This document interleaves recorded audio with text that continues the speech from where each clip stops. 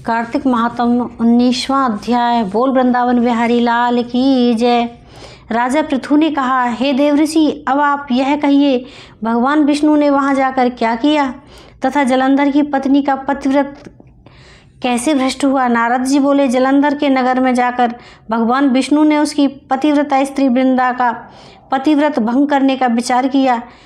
वह उसके नगर में एक उद्यान में जाकर ठहर गए और रात में उसको स्वप्न दिया। वह उनकी माया और अद्भुत कार्य से की पद्धति थी। और फिर उनकी माया द्वारा जलंधर की पत्नी पतिव्रता वृंदा ने रात में स्वप्न देखा कि उसका पति नग्न होकर सिर पर तेल लगाए महेश पर चढ़ा हुआ है। वह काले रंग के फूलों की माला पहने हुए है तथा उसके चहु और हिंसक जीव हैं। वह सिर मुड़ाए हुए है, अंधकार में दक्षिण दिशा की ओर जा रहा है। उसने अपने नगर को समुद्र में डूबा हुआ देखा। इस प्रकार के बहुत से भयानक सपने देखे।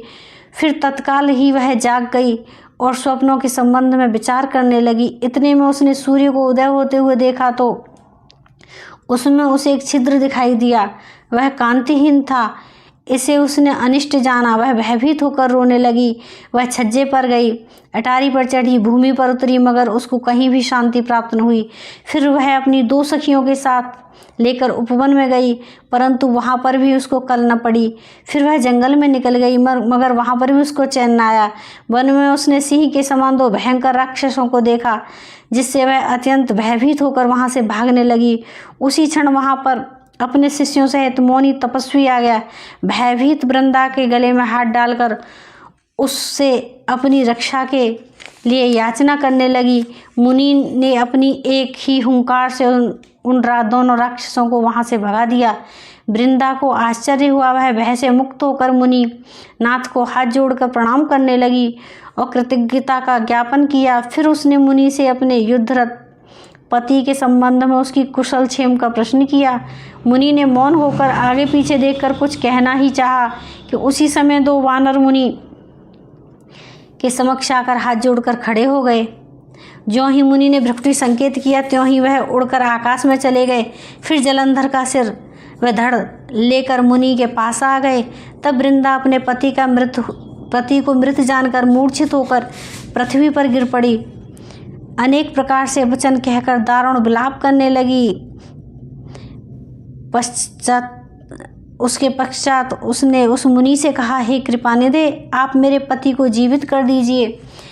पतिव्रता परायण दैत्य पत्नी ऐसा कहकर दुख की श्वासों को छोड़ती हुई मुनीश्वर के चरणों में गिर पड़ी। तब मुनीश्वर ने कहा, वह शिव जी के युद्ध में मारा गया है, अतएव जीवित नहीं हो सकता, क्योंकि जिसे भगवान शंकर मार देते हैं वह कदापि जीवित नहीं हो सकता। परंतु शरणागत की रक्षा सनातन धर्म है, अतः मैं कृपा कर इसे जिलाए देता हूँ। नारद जी कहते हैं, वह मुनि साक्षात विष्णु ही थे, जिन्होंने यह सब माया फैला रखी थी।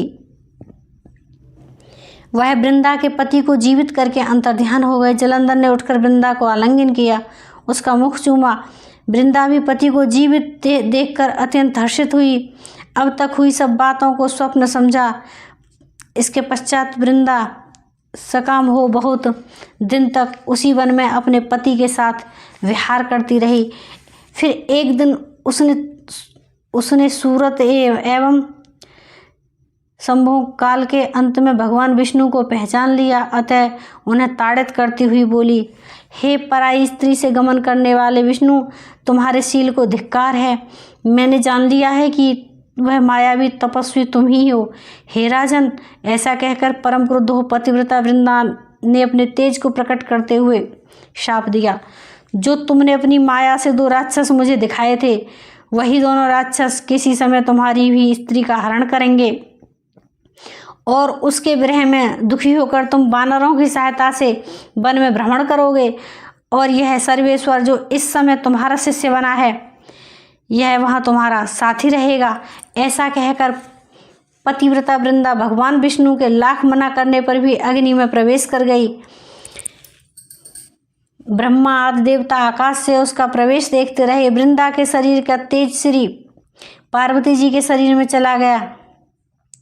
आकाश से जय जय शब्द होने लगे। पतिव्रत धर्म के प्रभाव से वृंदा ने मुक्ति प्राप्त की। बोल वृंदावन बिहारी लाल की जय।